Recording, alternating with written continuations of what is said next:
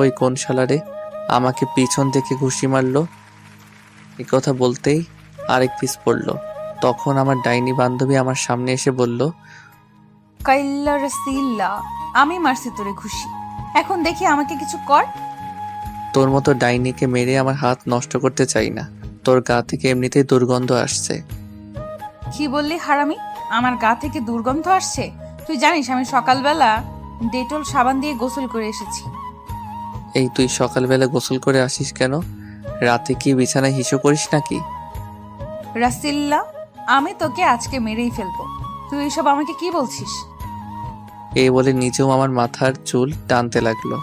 আমি তার হাত শক্ত করে ধরে বললাম, সরি নিজুম, থুক্কু নিজুম, এই কান ধরছি, তোরে আর এমন কথা বলবো না। এবারের মতো মাফ করে দে।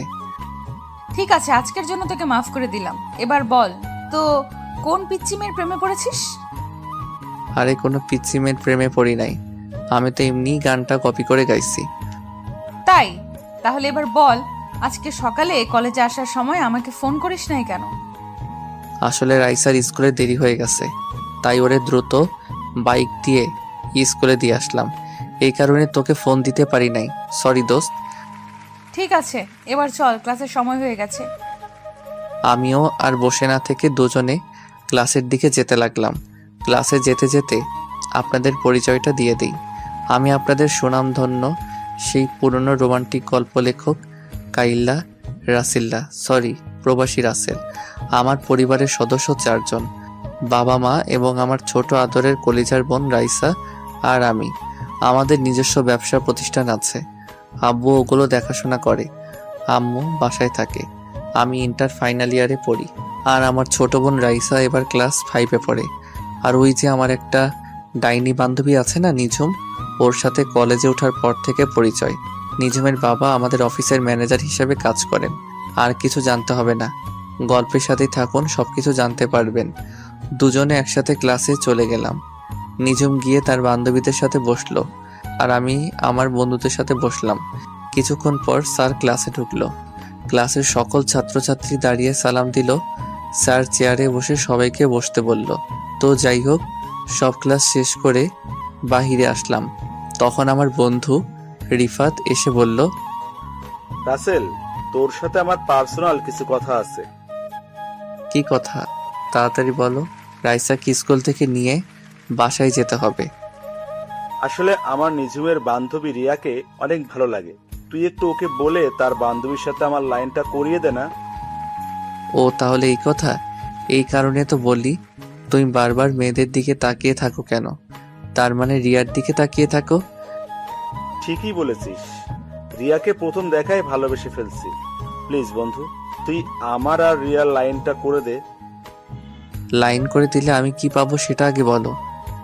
তুই যা চাস তাই পাবি। লাইন করিয়ে দিলে সবাইকে বড় রেস্টুরেন্টে খাওয়াতে হবে এবং সব বিল তোমাকে দিতে হবে। ঠিক আছে, আমি রাজি। ওকে, মনে থাকে যেন। আর এটাও মনে রাখিস, তোর লাইন ক্লিয়ার হয়ে গেছে। এখন বাসায় গিয়ে নাকে তেল দিয়ে ঘুমিয়ে পড়ো। রিফাত ঠিক আছে বলে চলে গেল। কিছুক্ষণ পর নিঝুম আসলো। তখনও আমাকে বলল, কি রে, রিফাতের সাথে দাঁড়িয়ে কি কথা বলছিস? প্রেমে পড়েছে মন, প্রেমে পড়েছে। আমার বন্ধু রিফাত একটা মেয়ের প্রেমে পড়েছে। তাই নাকি? তা মেয়েটা কে? মেয়েটার কেউ নয়, তোর বান্ধবী রিয়া। কি বলছিস তুই? তাই নাকি? তাহলে তো লাইন পুরো ক্লিয়ার। ওই ডাইনি, লাইন ক্লিয়ার মানে? আমি তো তোর কথা কিছুই বুঝতে পারছি না, একটু বুঝিয়ে বল। তুই যে সময় রিফাতের সাথে কথা বলছিস, তখন রিয়া আমাকে দাঁড় করিয়ে বলছে সেও নাকি রিফাতকে পছন্দ করে ফেলছে। আমাকে বলছে তোর সাথে কথা বলে ওদের লাইনটা করে দিতে। তাহলে তো হয়ে গেল। কালকে তাহলে 5 স্টার হোটেলে খানা হবে। হয়েছে, এখন তাড়াতাড়ি চল। তুই না আবার রাইসাকে স্কুল থেকে বাসায় নিয়ে যাবি? আমি ঠিক আছে বলে পার্কিং থেকে বাইকটা নিয়ে কলেজের গেটে আসলাম। মিমকে একটা রিক্সায় উঠিয়ে দিয়ে আমি সোজা চলে গেলাম রাইসার স্কুলের সামনে। স্কুলের সামনে গিয়ে দেখি আমার কলিজার বোনটা রাগ করে গেটের সামনে বসে আছে। আমি বাইকটা নিয়ে সোজা রাইসার সামনে দাঁড়ালাম। সরি কলিজার বোন আমার, আজকে ভাইয়ার একটু দেরি হয়ে গেছে। ভাইয়া, তুমি আর কতবার এমন কথা বলবে? তুমি সবসময় আমাকে নিতে দেরি করে আসো। আমার বুঝি কষ্ট হয় না দাঁড়িয়ে থাকতে? এই যে বোন আমার, এই কানে ধরলাম, আজকের পর আর দেরি হবে না, এবারের মতো সরি। সরি বলে কাজ হবে না, আমার আইসক্রিম এবং চকলেট কিনে দিতে হবে। ঠিক আছে দিব, এবার বাইকে ওঠো। রাইসা একটা মুচকি হাসি দিয়ে বাইকের পিছনে উঠল। আমার বোনের মিষ্টি হাসি দেখলে আমার দিন অনেক ভালো কাটে। বোনের কান্না আমি সহ্য করতে পারি না। আজ পর্যন্ত রাইসারকে একটা টোকা পর্যন্ত দেই নাই। আব্বু আম্মু সবাই রাইসাকে অনেক আদর করে। আবার ভাববেন না শুধু রাইসাকে আদর করে, আমাকেও কম করে না। রাইসাকে নিয়ে বাসায় চলে আসলাম। আসার সময় রাইসাকে আইসক্রিম এবং চকলেট কিনে দিছি। বাইক পার্কিং করে দুই ভাই বোন বাসার কলিং বেল চাপ দিলাম। খালা এসে দরজা খুলে দিল। খালা মানে কাজের বুয়া, আমি ওনাকে খালা বলে ডাকি। দুই ভাই বোন বাসার ভিতরে ঢুকে আমি আমার রুমে এবং রাইসা তার রুমে চলে গেল। আম্মু কিচেন রুমে ছিল। পরের দিন সকালে ঘুম থেকে উঠে ফ্রেশ হয়ে দুই ভাই নাস্তা করে বাসার বাহিরে এসে বাইক নিয়ে রাইসাকে তার স্কুলে নামিয়ে দিয়ে আমি কলেজে চলে আসলাম। কলেজের গেট দিয়ে ঢুকে সামনে তাকিয়ে দেখি আমার খাচ্চন্নি ডাইনি বান্ধবী আমার আগে এসে হাজির। আমি বাইকটা পার্কিং করে নিজুমের সামনে গেলাম। কিরে ডাইনি, তুই আজকে আমার আগে কলেজে? রাসেল্লা, তোরে আমি মেরেই ফেলবো। তুই আমাকে এই নাম ছাড়া অন্য নামে ডাকতে পারিস না। এর থেকে আর ভালো নাম আমি খুঁজে পাই না। তুই তো এমনিতেই একটা ডাইনি, সব সময় আমার সাথে লেগে থাকিস। কি? তার মানে তুই বলতে চাইছিস আমি সব সময় তোর সাথে ঝগড়া করি? তা নয় তো কি, আমি দেখতে কত সুন্দর। আমার আব্বা আম্মাকে সুন্দর একটা নাম দিছে রাসেল, আর তুই আমাকে কি নামে ডাকিস? তাই নাকি? তুই অনেক, তোর নামটা অনেক সুন্দর, তাই না? তাহলে আজ পর্যন্ত একটা প্রেম করতে পারলি না কেন? তোর মতো ডাইনি আমার সাথে থাকলে কোনো মেয়ে আমার সামনে আসতে সাহস করে না। কেন, আমি কি বাঘ না ভাল্লুক যে আমাকে তারা ভয় পায়? তার থেকে কম কোথায়। কত সুন্দর সুন্দর মেয়ে কলেজে পড়ে, আমার সাথে কথা বলতে চায়, তোকে সাথে দেখলে আসতে চায় না। তার মানে তুই বলতে চাইছিস আমি যেন তোর সাথে না থাকি? ঠিক আছে, আজকের পর আমি তোর সামনে কখনো আসবো না। এই বলে নিঝুম কলেজ থেকে বেরিয়ে গেল। আমি পিছন থেকে অনেকবার ডেকেছি, কিন্তু ও আমার ডাকে সাড়া না দিয়ে চলে গেল। বুঝেছি নিঝুম আমার সাথে অভিমান করেছে। আমি আর কিছু না ভেবে ক্লাসে চলে গেলাম। ক্লাসে এসে রিফাতের সাথে বসলাম। তখন রিফাত আমাকে বলল, কিরে, মিমকে তোর সাথে দেখলাম, নিঝুম কোথায়? আমার সাথে রাগ করে চলে গেছে। এটা তো নতুন কিছু নয়। এখন রাগ করবে, কিছুক্ষণ পর তোর 14 গোষ্ঠী উদ্ধার করবে। সেটা আমি ভালোই করে জানি, তবে আজকে একটু বেশি রেগে গেছে। মনে হয় না তাদের বাড়িতে না যাওয়া পর্যন্ত রাগ থামাতে পারবো। আচ্ছা, ওটা বাদ দে, এখন বল আমার বিষয়ে কতটুকু আগালি? তোর লাইন মনে কর ক্লিয়ার। কলেজ শেষে 5 স্টার হোটেলে নিয়ে যাস, তাহলে শোন। তারপর গতকালের সবকিছু রিফাতকে খুলে বললাম। কসকি মামা, তাহলে তো ক্লাস শেষ করে রিয়াকে প্রপোজ করব। ঠিক আছে, করিস। তারপর আরো কিছুক্ষণ কথা বলার পর ক্লাসে স্যার চলে আসলো। আমরা সবাই দাঁড়িয়ে স্যারকে সালাম দিলাম। স্যার সবাইকে বসতে বলে পড়া শুরু করলো। দেখতে দেখতে সব ক্লাস শেষ করে বাহিরে আসলাম। রিফাতও আমার সাথে বের হলো। রিফাত কলেজের পাশের থেকে একটা ফুল ছিঁড়ে হাতে নিল রিয়াকে প্রপোজ করার জন্য। কিছুক্ষণ পর রিয়া ক্লাস থেকে বেরিয়ে আসলো। রিফাত রিয়ার সামনে হাঁটু গেড়ে বসে প্রপোজ করতেই এমন কিছু দেখতে পাবো সেটা কখনোই আশা করি নাই। রিফাত রিয়াকে প্রপোজ করতেই রিয়া রিফাতের গালে ঠাস করে একটা থাপ্পড় মেরে দিল। কি থেকে কি হয়ে গেল আমি দাঁড়িয়ে না থেকে ওদের সামনে গিয়ে রিয়াকে বললাম, রিয়া তুই এটা কি করলি? তুই রিফাতকে থাপ্পড় মারলি কেন? তুই না ওকে পছন্দ করিস? মিম আমাকে সবকিছু খুলে বলছে। আরে ও ভাবলো কি রে, আমি ওকে ভালোবাসবো? যে ছেলে আমার ভাইকে কলেজের সবার সামনে মারতে পারে, আমি তাকে ভালোবাসবো? তোর ভাই মানে? তুই কার কথা বলছিস? আমার ভাই হচ্ছে এই এলাকার মেয়র আমজাদ খানের ছেলে, মোরাদ চৌধুরী।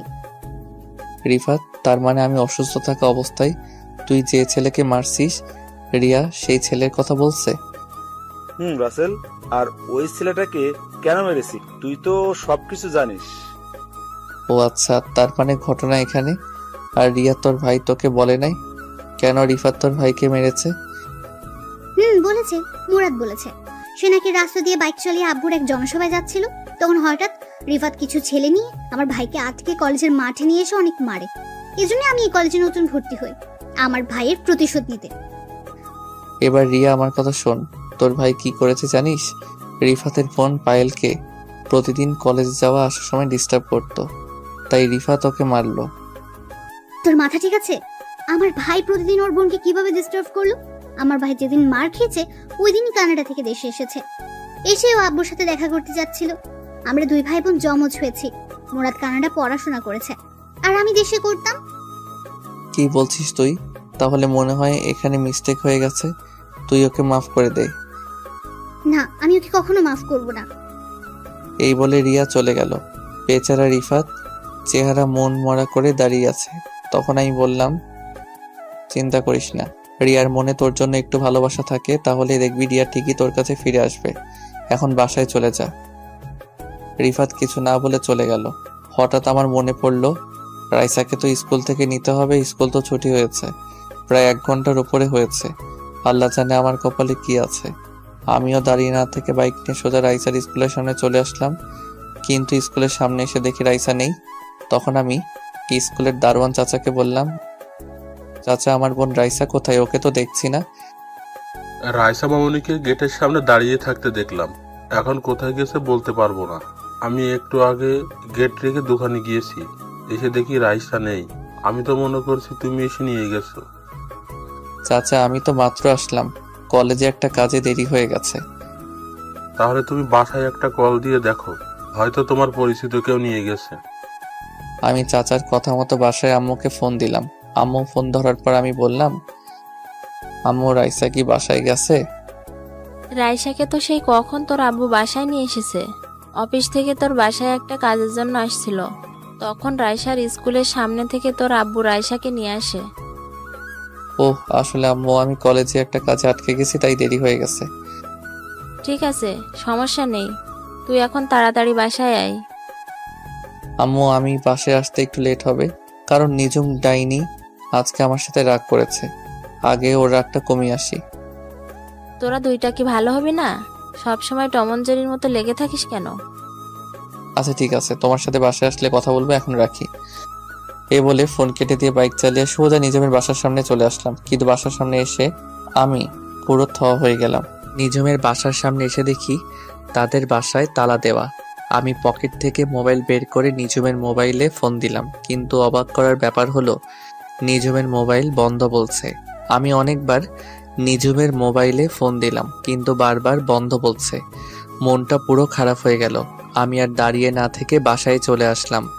এভাবে দেখতে দেখতে 1 মাস চলে গেল, কিন্তু নিজুমের কোনো খবর পেলাম না। আব্বুকেও জিজ্ঞেস করছিলাম, আব্বু বলল নিজুমের বাবার অনেক বয়স হয়েছে তো, তাই চাকরির রিজাইন দিয়ে চলে গেছে, কিন্তু কোথায় গেছে সেটাও বলতে পারবে না। আমি নিজুমের সাথে কাটানোর সময়গুলো চিন্তা করি সব সময়। আগের মতো বাহিরে বন্ধুদের সাথে আড্ডা দেই, রাতে সবাই মিলে খাবার খাচ্ছি। তখন আব্বু বলল, কিরে রাসেল, তোর কি হয়েছে? সব সময় কেমন যেন মন মরা হয়ে থাকিস, নিজমের কথা ভাবছিস? জি আব্বু, আমার নিজমের সাথে কাটানোর সময়গুলো ভুলতে পারছি না। আমি বলি কি, তুই কোথাও গিয়ে ঘুরে আয়, দেখবি মন ভালো হয়ে যাবে। না আব্বু, আমি কোথাও ঘুরতে যাব না, আমি দেশের বাইরে পড়ালেখা শেষ করতে চাই। না, আমি তোকে দেশের বাইরে যেতে দিব না। তোকে ছাড়া এই বাসা পুরো খালি খালি লাগে। আম্মু প্লিজ, তুমি না করো না, কয়েকটা বছর মাত্র, প্লিজ আম্মু। তোকে ছাড়া আমরা কিভাবে থাকবো? রাসেলের আব্বু, তুমি কিছু বলছো না কেন? আমি কি বলবো, আজ পর্যন্ত রাসেলের কোনো কথা মানা করি নাই। ও যদি মনে করে দেশের বাইরে গিয়ে পড়বে, ওর জন্য ভালো হবে, তাহলে যাক। ভাইয়া, তুমি আমাদের ছেড়ে যেও না। তুমি চলে গেলে আমাকে স্কুলে প্রতিদিন কে দিয়ে আসবে?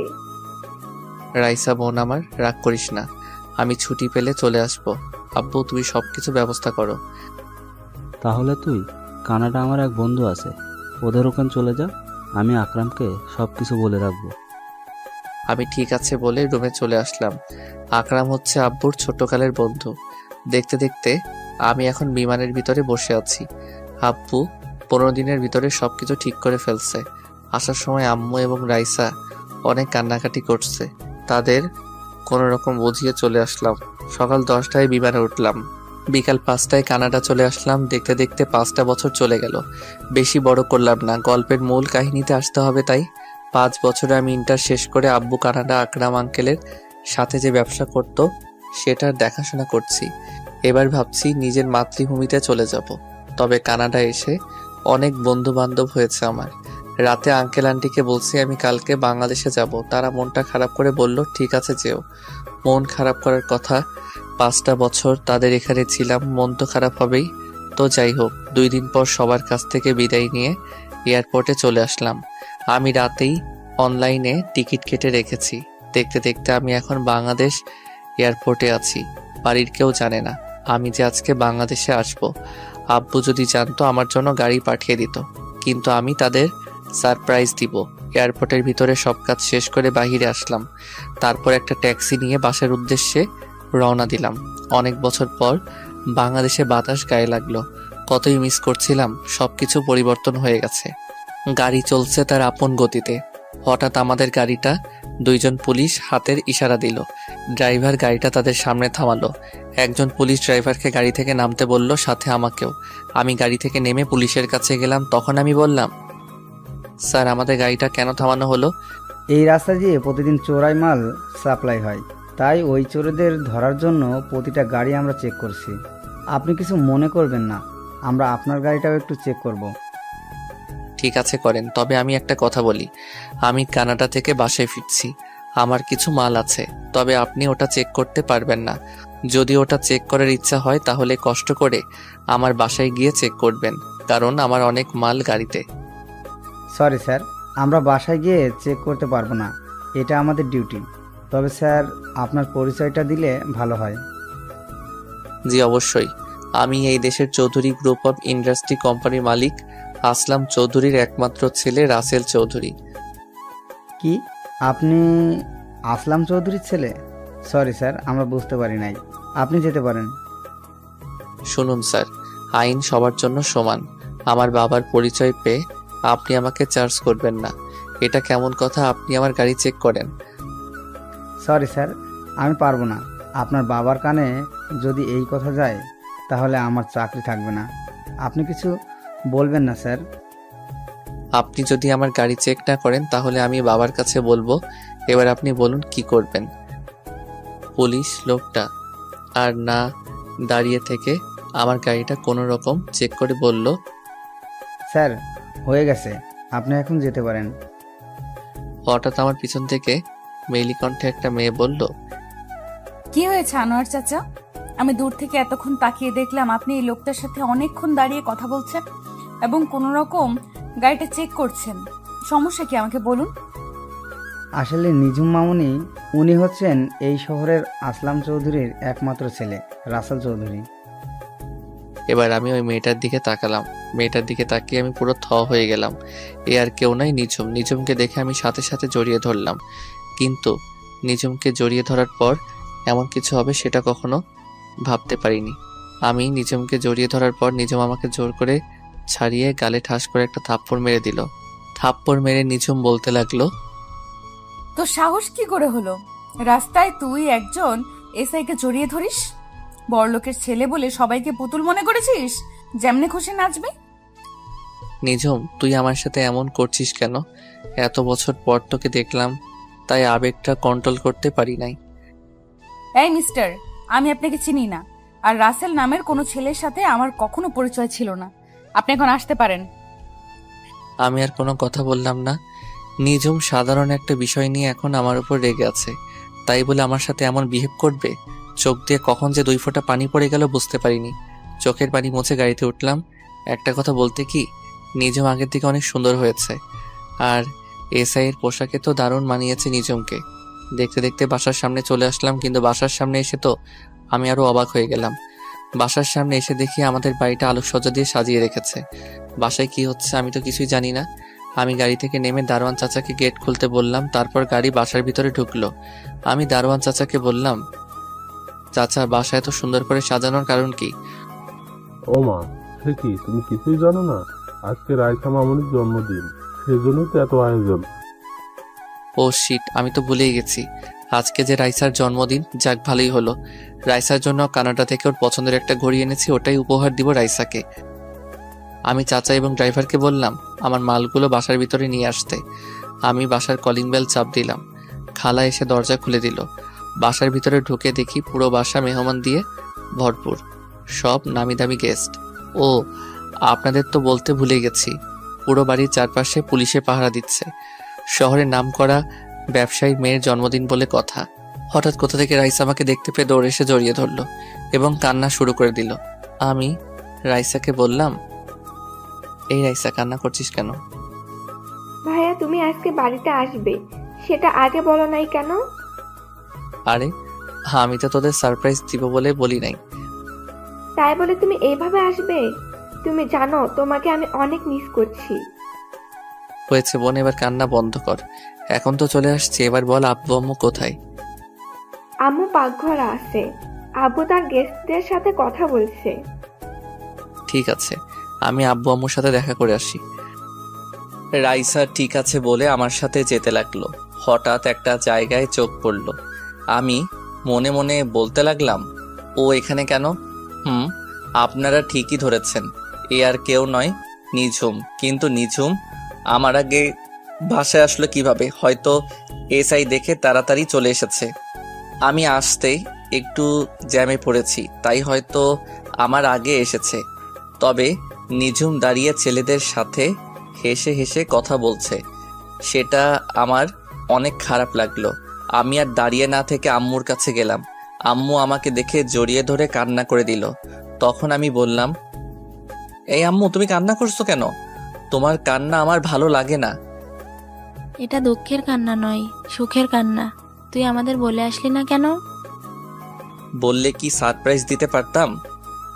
ঠিক আছে, এখন রুমে গিয়ে ফ্রেশ হয়ে নিচে আই। গেস্ট সবাই চলে এসেছে। তোর আব্বুর সাথে দেখা করছিস? এখনো করি নাই, ভাবছি তোমার সাথে দেখা করে তারপর আব্বুর সাথে দেখা করব। আচ্ছা, তুই ফ্রেশ হয়ে দেখা করিস, তুই অনেক দূর থেকে এসেছিস। আমি ঠিক আছে বলে আমার রুমে চলে আসলাম। আমার রুমটা আগের মতোই আছে, তবে রুমটা সুন্দর করে সাজিয়ে রেখেছে আম্মু। আমি আর কিছু না ভেবে ওয়াশরুমে চলে গেলাম। ফ্রেশ হয়ে গায়ের শার্টটা খুলে নতুন একটা পাঞ্জাবি পরেছি। পাঞ্জাবি পরে নিচে চলে আসলাম। তারপর আব্বুর সাথে করতে লাগলাম। আসসালামু আলাইকুম আব্বু, কেমন আছো? আরে রাসেল, তুমি কখন এসেছো? আমাকে তো বলে আসো নাই। আসলে আব্বু, তোমাদের সারপ্রাইজ দিব বলে বলি নাই। এসেছিস, ভালোই হয়েছে। চল তোকে সবার সাথে পরিচয় করে দিই। তারপর আব্বু সবার সাথে আমাকে পরিচয় করিয়ে দিল। দেখতে দেখতে অনুষ্ঠান শুরু হয়ে গেল। তবে আমি রুম থেকে আসার পর নিঝুমকে দেখতে পেলাম না। হঠাৎ দেখি নীল রঙের শাড়ি পরা একটা মেয়ে সিঁড়ি দিয়ে নিচে নামতে আসে। আমি তার দিকে ভালো করে তাকিয়ে পুরো অবাক হয়ে গেলাম। এ আর কেউ নয়, নিঝুম। নিঝুমকে নীল রঙের শাড়িতে পরীর মতো লাগছে। সব ছেলেরা নিঝুমের দিকে তাকিয়ে আছে। আমার কেমন যেন হিংসা হচ্ছে। তো যাই হোক, রাইসা কেক কাটার জন্য দাঁড়িয়ে আছে। আমি আব্বু এবং রাইসার পাশে দাঁড়ানো। বাকি সব গেস্ট আমাদের চারপাশে দাঁড়ালো। রাইসা কেক কাটার পর সবাই তাকে অভিনন্দন জানিয়েছেন। রাইসা প্রথমে কেক কেটে আমাকে খাইয়ে দিল। তারপর আব্বু আম্মুকে, আমিও রাইসাকে খাইয়ে দিলাম। নিঝুম এসে রাইসাকে কেক খাইয়ে দিল। তার গান বাজনা হলো। আমি আর দাঁড়িয়ে না থেকে বাসার ছাদে চলে আসলাম। কিছুক্ষণ পর দেখি নিঝুম ছাদে আসলো। ছাদে এসে কার সাথে যেন মোবাইলে হেসে হেসে কথা বলতে আছে। আমি নিঝুমের সামনে গেলাম। তখন নিঝুম ফোন কেটে দিয়ে আমাকে বলল, আপনি আমার সামনে কেন এসেছেন? কিছু বলবেন? বলার তো অনেক কিছু আছে, কিন্তু তুমি তো আমার কোনো কথা শুনছো না। হ্যালো মিস্টার, আমাকে তুমি করে না বলে আপনি করে বলুন। আর যেটা বলবেন তাড়াতাড়ি বলুন, আমার এখনো ডিউটি চলছে। আচ্ছা, আপনি এত বদলে গেলেন কিভাবে? আপনি কলেজ থেকে গিয়ে কোথায় হারিয়ে গেলেন? আপনাকে আমি পুরো ঢাকা শহর খুঁজেছি। সেটা আমি আপনাকে বলার প্রয়োজন মনে করি না। কেন, সেটা কি আমি জানতে পারি? আমার দোষটা কি ছিল? আমি তো আপনার সাথে একটু মজা করছিলাম, কিন্তু আপনি যে এত অভিমান করবেন সেটা আমার জানা ছিল না। অতীত নিয়ে আমি আপনাকে কিছু বলতে পারবো না, আমি গেলাম। এ বলে নিঝুম আমার সামনে থেকে চলে গেল। আমি মনে মনে ভাবতে লাগলাম, নিঝুম আমাকে না চেনার ভান করছে কেন? আমার সাথে এরকমভাবে কথা বলছে কেন? আমাকে সবকিছু বের করতে হবে। আমি ছাদে আর দাঁড়িয়ে না থেকে নিচে চলে আসলাম। বাসায় সব গেস্ট চলে গেছে। রাতে সবাই একসাথে বসে খাবার টেবিলে গেলাম খাবার খেতে। হঠাৎ দেখি নিজুম সিঁড়ি দিয়ে নেমে আমাদের সাথে বসলো। আমি তো কিছুই বুঝতে পারছি না। তখন আমি আম্মুকে বললাম, আম্মু, এসআই ম্যাম দেখি আমাদের সাথে খেতে বসেছে, কারণ কি? ওহ, তোকে তো বলাই হয়নি। নিজুমের এই দুনিয়ায় আপন বলতে কেউ নেই। নিজুমের আব্বু আম্মু দুজনে মারা গেছেন, তাই নিজুমকে তোর আব্বু আমাদের বাসায় নিয়ে এসেছে। ওনার আব্বু আম্মু কিভাবে মারা গেছে? আর উনি কতদিন ধরে আমাদের বাসায় থাকেন? নিজুম তো প্রায় আজ 4 বছর ধরে আমাদের সাথে থাকে। কি? তাহলে তোমরা আমাকে বলো নাই কেন কোনোদিন? আমাদের কি দোষ? নিজুম তো বলতে মানা করেছে। হয়েছে, এবার কথা বলা বন্ধ করো, রাত অনেক হয়েছে, খাবার খেয়ে ঘুমাতে হবে। কেউ আর কোনো কথা বলল না। সবাই খাবার খেতে লাগলো। ও, আপনাদের তো বলতে ভুলে গেছি, আমি রাইসার ঘড়িটা দিয়ে দিছি। খাবার খেয়ে রুমে চলে আসলাম। রুমে এসে মোবাইলটা হাতে নিয়ে আমি তো অবাক হয়ে গেলাম। দেখি মায়াজাল আইডি থেকে আমার মোবাইলে অনেকগুলো মেসেজ এসেছে। মায়াজাল আইডিটা আমার এক মেয়ে বন্ধুর, ওর সাথে কানাডা থাকতে পরিচয়। তবে এখনো আমি বন্ধুটাকে দেখি নাই। সে বলেছে যেদিন সামনাসামনি দেখা হবে সেদিন মন ভরে দেখার জন্য। আমিও কখনো তাকে জোর করি নাই। তো যাই হোক, আমি ওকে একটা মেসেজ দিলাম। মোবাইল আমার সাথে ছিল না, তাই তোমার মেসেজের রিপ্লাই দিতে পারি নাই। সমস্যা নেই, তো কি করো তুমি? এই তো খাবার খেয়ে রুমে আসলাম। আজকে আমার ছোট বোন রাইসার জন্মদিন গেছে। কি, তুমি দেশে এসেছো? আমাকে একটুও বললে না? সরি, আমি কাউকে জানাই নাই। সবাইকে সারপ্রাইজ দিতে গিয়ে নিজেই সারপ্রাইজড হয়ে গেলাম। বাসায় এসে শুনি রাইসার জন্মদিন আজকে। আমি নিজেই ভুলে গেছি রাইসার জন্মদিনের কথা। ঠিক আছে, এবারের মতো মাফ করে দিলাম। তা তোমার নিজমের কোনো খোঁজ পেলে? আসলে আমি সবকিছু ওর সাথে শেয়ার করছি। তখন আমি বললাম, খোঁজ পেয়েছি, তবে আগের নিজুম আর এখনকার নিজুমের মধ্যে অনেক পার্থক্য। কি বলছো তুমি? কেন হয়েছে আমাকে একটু খুলে বলো। তাহলে শোনো। তারপর সবকিছু খুলে বললাম, প্রথম থেকে শেষ পর্যন্ত। আমার মনে হয় কি কোনো কিছুর কারণে তোমার সাথে এখন অভিমান করে আছে। তুমি তার সাথে যে দোষ করেছো ওটা তো কোনো দোষের কাতারে পড়ে না। তা ঠিক আছে, কিন্তু ও আমার সাথে কেন এমন করছে? আমার তো মাথায় কিছুই ঢুকছে না। চিন্তা করো না, তুমি তার সাথে লেগে থাকো, দেখবে সবকিছু ঠিক হয়ে যাবে। ঠিক আছে, তোমার কথা যেন সত্যি হয়। ভালো থেকো, আল্লাহ হাফেজ। এটা বলে আমি নেট বন্ধ করে শুয়ে গেলাম। পরের দিন সকালে রাইসা এসে ডাকতে শুরু করলো। তখন আমি রাইসাকে বললাম, কি রে রাইসা, এত সকাল সকাল ডাকছিস কেন? আব্বু তোমাকে ডাকছে। নিজুম আপুর গাড়ি নষ্ট হয়ে গেছে, তাই আব্বু বলছে তুমি নিজুম আপুকে থানায় দিয়ে আসতে। ঠিক আছে, তুই যা, ভাইয়া ফ্রি হয়ে আসতে আসি। রাইসা ঠিক আছে বলে রুম থেকে বেরিয়ে গেল। আমিও বিছানা থেকে উঠে ওয়াশরুমে ঢুকে ফ্রেশ হয়ে নিচে চলে আসলাম। নিচে এসে দেখি নিজুম পুলিশের ড্রেস পরে দাঁড়িয়ে আছে। আমি নিজুমকে বললাম, আপনি নাস্তা করছেন? যদি করে থাকেন তাহলে বাইরে গিয়ে দাঁড়ান, আমি হালকা নাস্তা করে আসছি। আমি নাস্তা করেছি, আপনি নাস্তা করে আসুন, আমি বাহিরে দাঁড়ালাম। এ বলে নিজুম চলে গেল। তখন আমি আব্বুকে জিজ্ঞেস করলাম, আচ্ছা আব্বু, নিজুম পুলিশের চাকরি কবে থেকে করে? এমনি তো আমি জানতাম ওর পুলিশে চাকরি করার অনেক শখ ছিল। তোকে পরে এক সময় বলবো, মেয়েটা বাহিরে দাঁড়িয়ে আছে। আমি ঠিক আছে বলে হালকা নাস্তা করে বাহিরে আসলাম। তারপর আমার বাইকটা বের করলাম। দারোয়ান চাচা সবসময় বাইকটা পরিষ্কার করে রেখেছে। আমি বাইকে উঠে বসলাম। নিজুম এসে আমার বাইকের পিছনে বসলো। নিজুমের শরীর আমার পিঠের সাথে লাগার সাথে সাথে শরীর দিয়ে কারেন্ট বয়ে গেল। আজ প্রায় 5 বছর পর নিজুম আমার বাইকের পিছনে বসলো। অন্যরকম একটা অনুভূতি কাজ করতে লাগলো। তো যাই হোক, আমি বাইক চালাচ্ছি, হঠাৎ নিজুম বলল, বাইকটা একটু ওই পার্কের সামনে রাখেন তো, আপনার সাথে আমার কিছু কথা আছে। আমার সাথে কি কথা আছে যেটা বাইক থামিয়ে শুনতে হবে?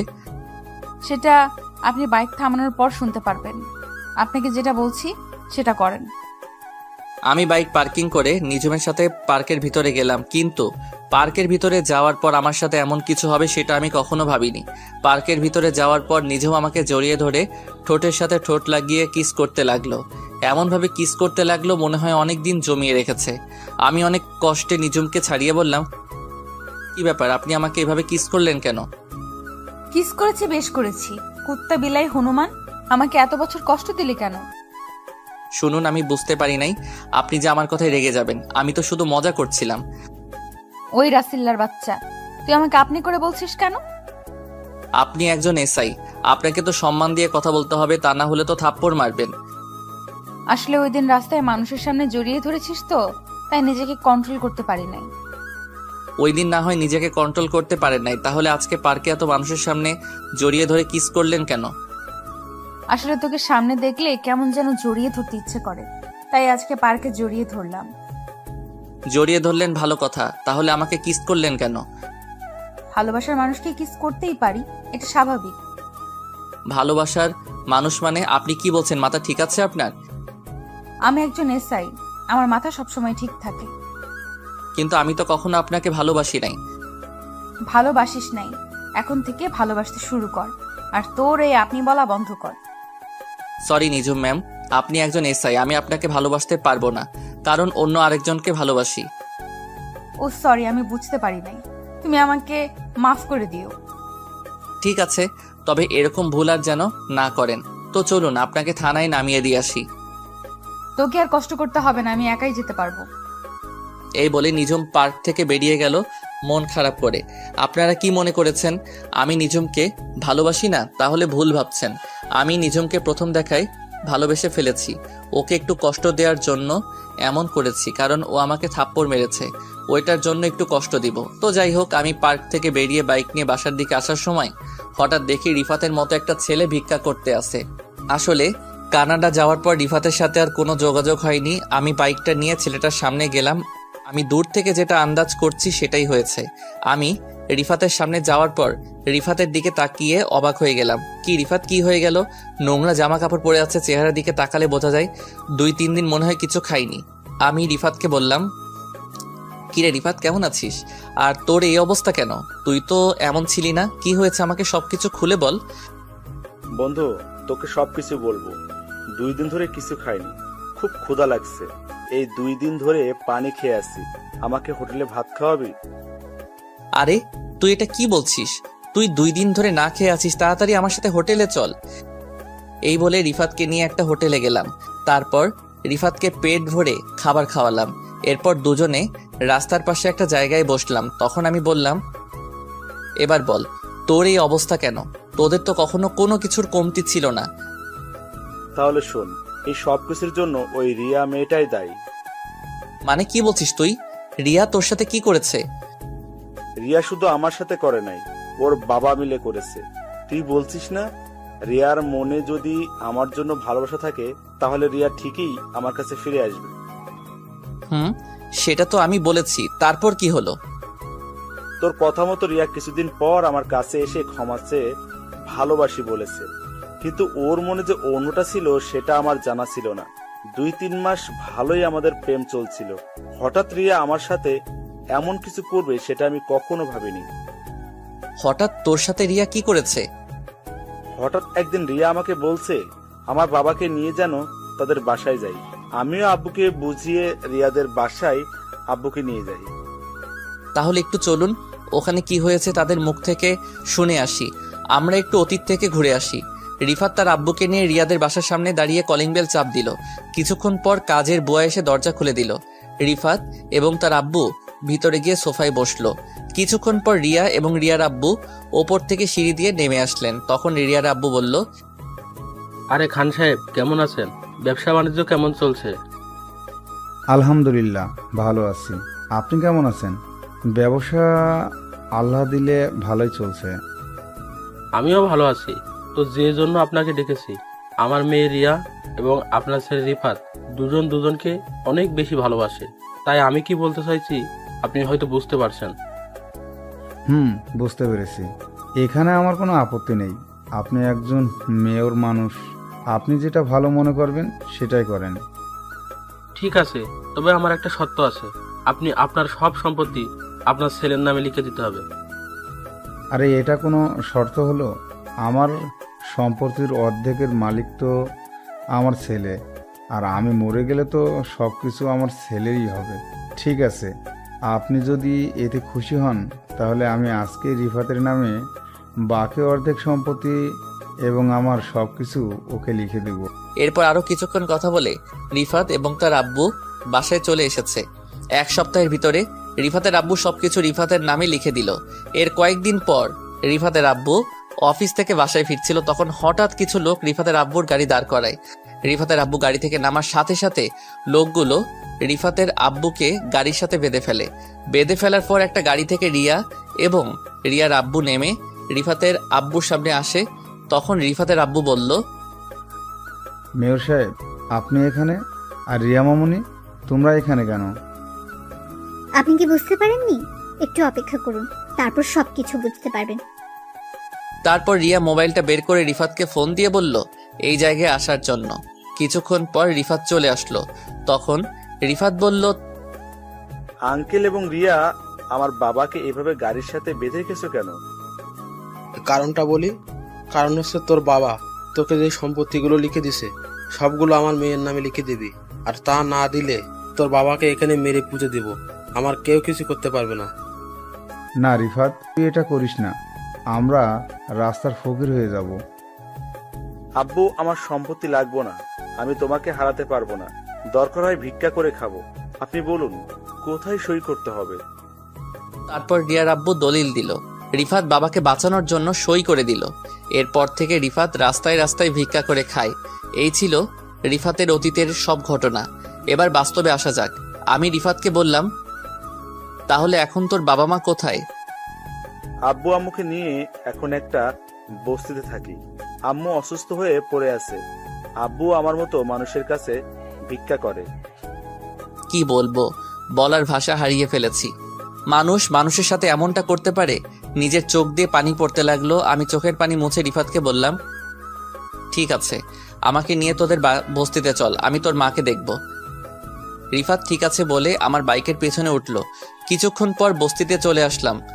বস্তিতে আসার পর চারপাশে ময়লার গন্ধ। মানুষ কিভাবে থাকে এখানে? আমার 1 মিনিটে দম বন্ধ হয়ে আসছে। আর এরা বছরের পর বছর এখানে বাস করে। রিফাত আমাকে তাদের রুমে নিয়ে গেল।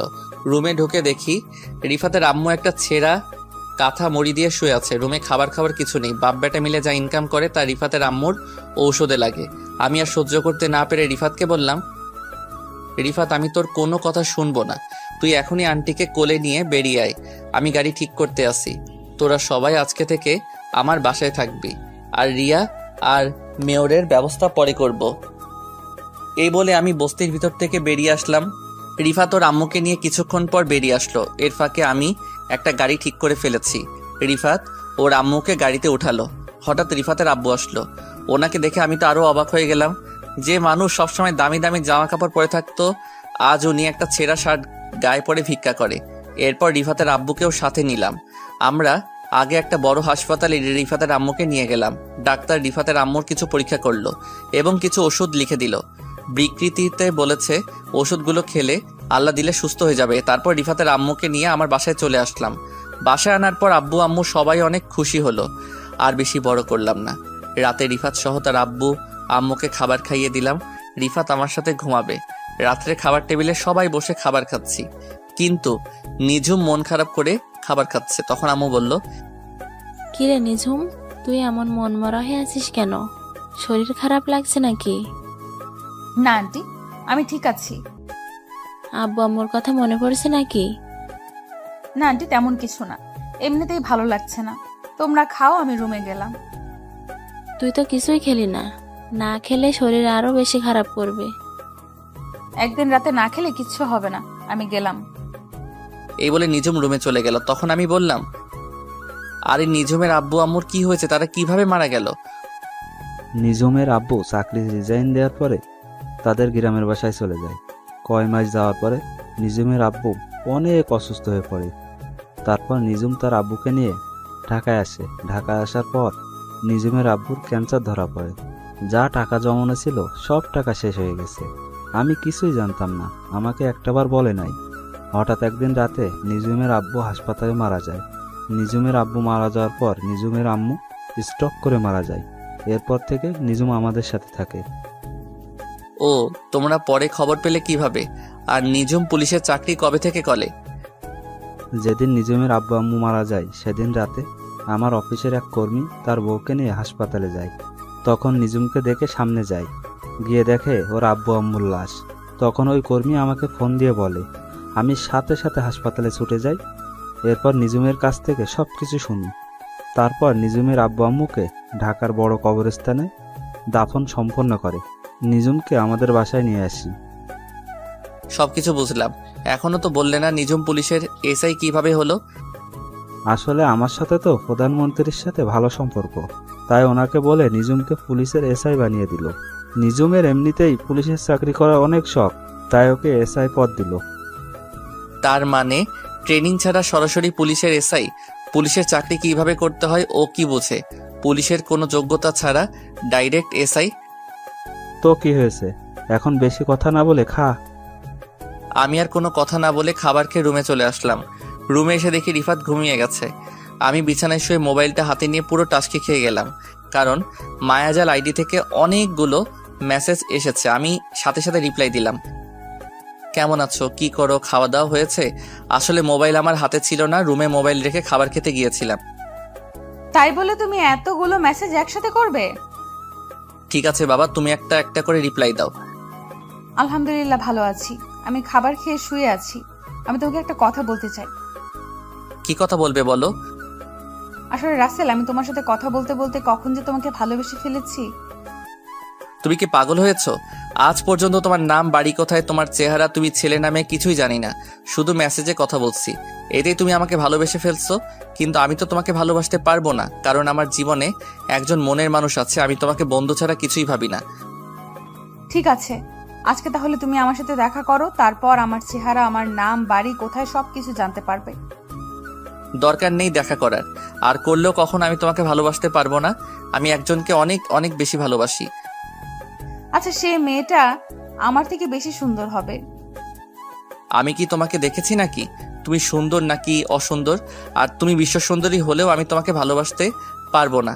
আমার এই মন শুধু একজনকে দিয়েছি। ওই মেয়েটার নাম কি, বাড়ি কোথায়? ওই মেয়েটা আমার কলেজ লাইফের বান্ধবী, তার নাম নিঝুম। সে কি তোমাকে কখনো ভালোবাসার কথা বলেছে? আমাকে সে অনেক বেশি ভালোবাসে, কিন্তু আমি তাকে মানা করে দিয়েছি, কারণ সে আমাকে অনেক কষ্ট দিয়েছে। একটা সাধারণ বিষয় নিয়ে আমার সাথে অভিমান করে দূরে চলে গেছে। রাস্তায় সবার সামনে আমাকে থাপ্পড় মেরেছে, সেজন্য তাকে একটু কষ্ট দিব। যাই করো, তবে বেশি কষ্ট দিও না, পরে আবার হারিয়ে ফেলবে। এবার ওকে হারাতে দিলে তো। ওর জন্য নিজের দেশ ছেড়ে বাহিরে চলে গেছি।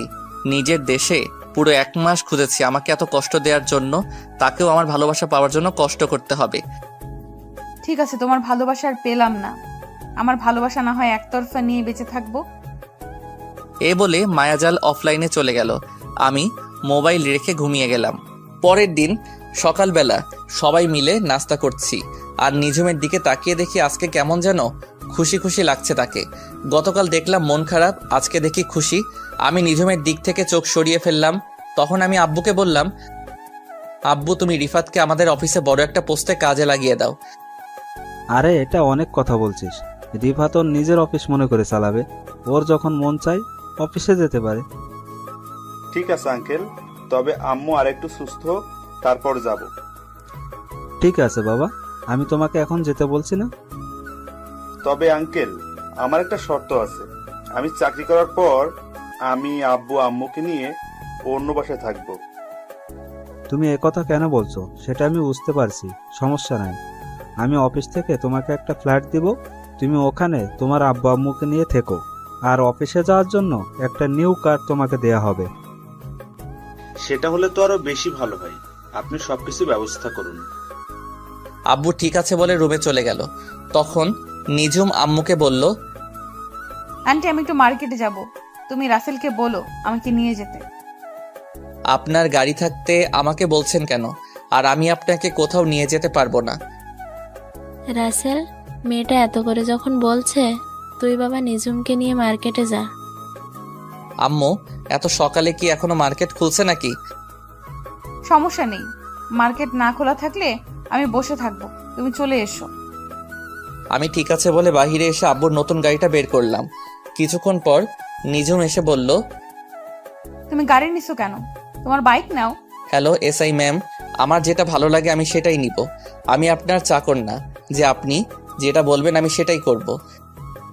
নিজুম মুখ ভেগসি দিয়ে গাড়িতে উঠলো। কিছুক্ষণ পর মার্কেটের সামনে চলে আসলাম। তখন নিজুম বলল, তুমি 5টা মিনিট দাঁড়াও, আমি ভেতর থেকে আসছি।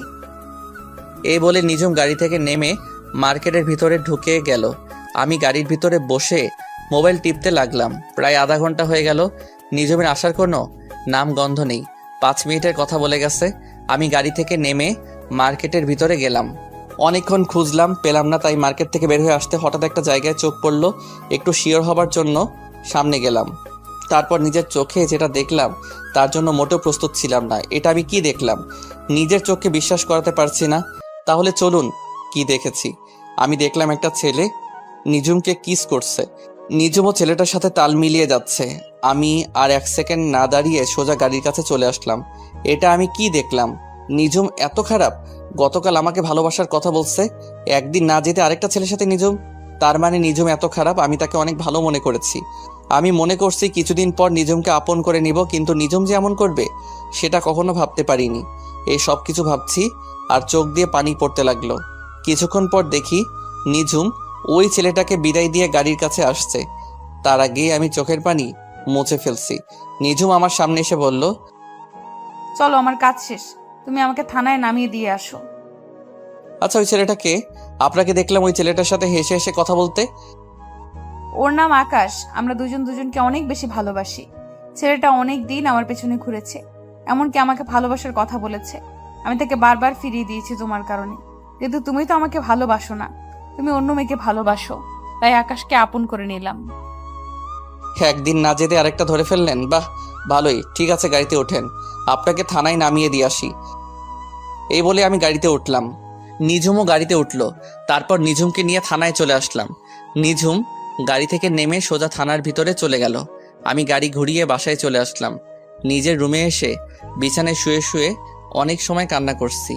তার মানে আমি নিজুমকে হারিয়ে ফেলেছি। আব্বু আম্মু বলেছে নিজুমের মনে কষ্ট না দেওয়ার জন্য, কারণ নিজুম বাবা মা মরা মেয়ে। এই সব কিছু ভাবতে ভাবতে কখন যে ঘুমিয়ে গেছি মনে নাই। হঠাৎ আম্মু এসে ডাকতে শুরু করলো। তখন আমি ঘুম থেকে উঠে বিছানায় বসলাম। আম্মু বলল, কিরে রাসেল, তোর কি শরীর খারাপ নাকি? এই অবেলায় শুয়ে আছিস? না আম্মু, আমি ঠিক আছি। বলো কেন ডেকেছো? রাইসার হাত খরচ শেষ হয়ে গেছে, তুই একটু করে রাইসার হাত খরচ দিয়ে আয়। আমি ঠিক আছে বলে বিছানা থেকে উঠে ফ্রেশ হয়ে একটা জামা গায়ে দিয়ে বাসা থেকে বেরিয়ে বাইক নিয়ে সোজা রাইসার হোস্টেলে চলে আসলাম। আসলে রাইসার সামনে এসএসসি পরীক্ষা, তাই রাইসাকে হোস্টেলে দেওয়া হয়েছে। আমি রাইসাকে ফোন দিয়ে নিচে আসতে বললাম। কিছুক্ষণ পর রাইসা নিচে আসলো, আমাকে দেখে জড়িয়ে ধরলো। তখন আমি বললাম, এই রাইসা ছাড়ো আমাকে। মানুষ দেখলে কি বলবে? মানুষ বলবে বুড়ি বোন ভাইকে জড়িয়ে ধরেছে। মানুষ দিয়ে আমার কি? আমি এখনো তোমার কাছে ছোট ভাইয়া। আমি জানি তো তুই আমার এখনো সেই ছোট্ট বোন। এখন বল কত টাকা লাগবে? তোমার যত টাকা মন চাই দিয়ে যাও। আর তুমি তো জানো আমি বাহিরের খাবার খাওয়া কমিয়ে দিচ্ছি। ঠিক আছে, এই নে, এখানে 20,000 টাকা আছে, এগুলো রাখ। শেষ হয়ে গেলে ভাইয়াকে একটা ফোন দিস। রাইসা ঠিক আছে বলে ভিতরে চলে গেল। আমি দাঁড়িয়ে না থেকে বাইক নিয়ে বাসায় যাওয়ার সময় হঠাৎ একজনকে দেখে আমার মাথা পুরো গরম হয়ে গেল। সে আর কেউ নয়, আসলাম মেয়রের মেয়ে রিয়া।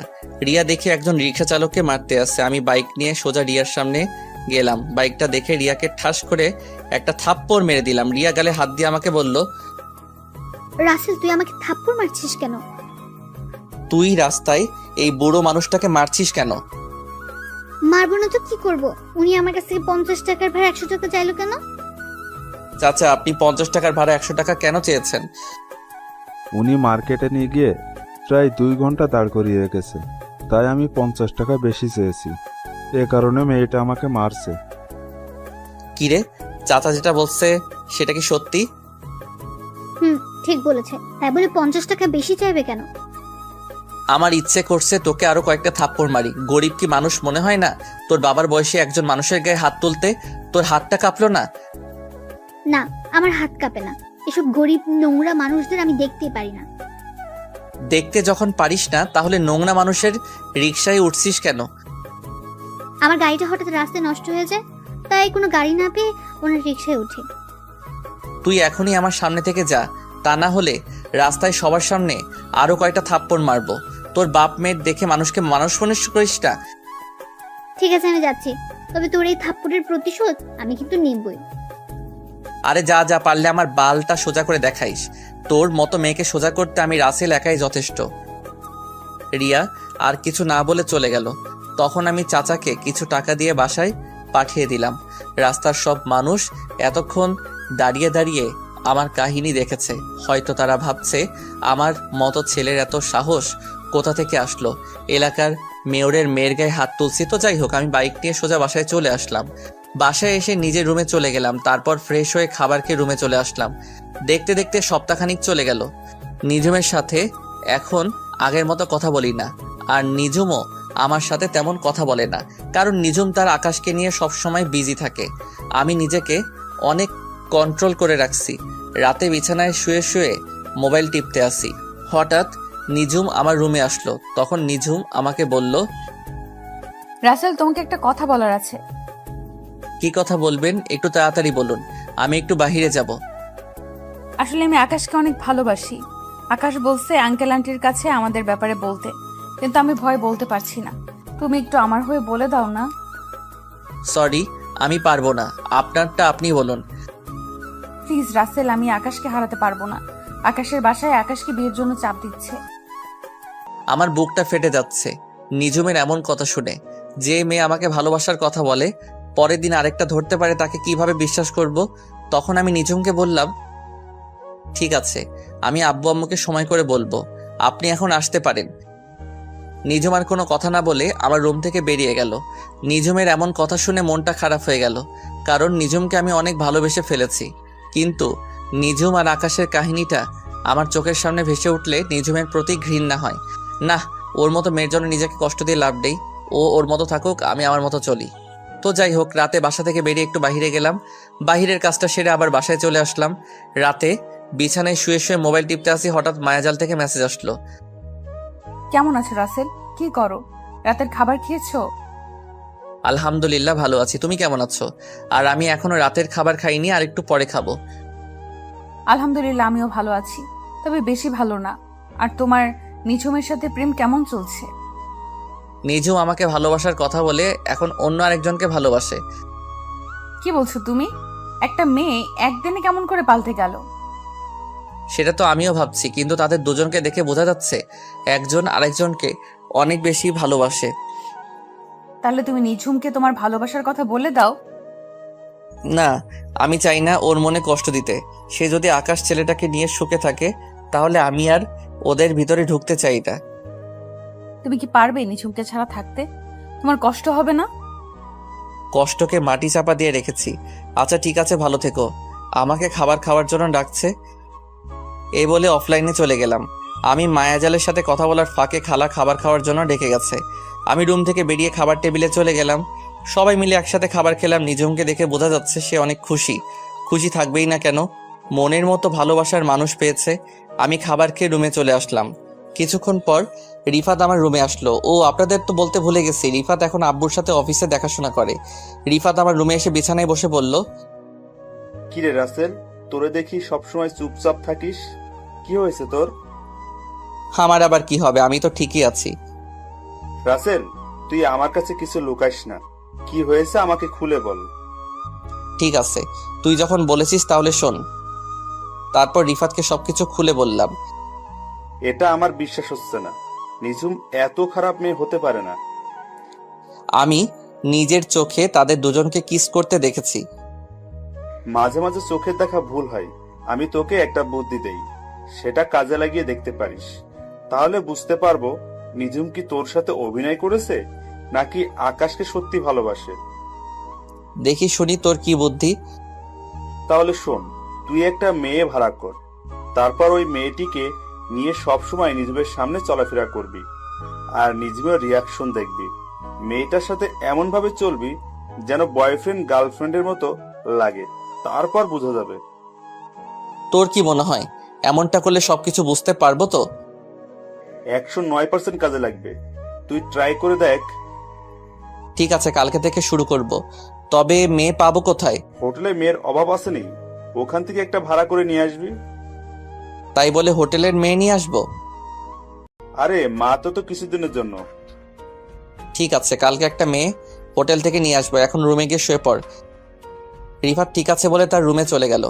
আসলে রিফাতকে আমার পাশের রুমে দিছি, কারণ রিফাত সারা রাত নাক ডেকে ঘুমায়, তাই ওরে আমার পাশের রুমে দিছি। আপনারা আবার রিফাতকে বলে দিয়েন না। তো যাই হোক, পরের দিন সকালে সবার সাথে নাস্তা করে আমি বাসা থেকে বেরিয়ে একটা হোটেলে যাচ্ছি একটা মেয়ে ভাড়া করার জন্য। বাইক নিয়ে যাচ্ছি, হঠাৎ দেখি কিছু ছেলে একটা মেয়েকে ডিস্টার্ব করছে, তাই বাইকটা নিয়ে ওদের সামনে গেলাম। আমাকে দেখে ছেলেগুলো দৌড় দিয়ে পালিয়ে গেল।